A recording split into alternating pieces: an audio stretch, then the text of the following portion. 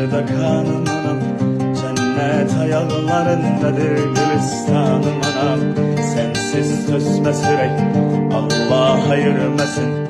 Kederi zulmet ile geçer sensiz anım anam. Şöhretim şanım anam, elim atsanım anam.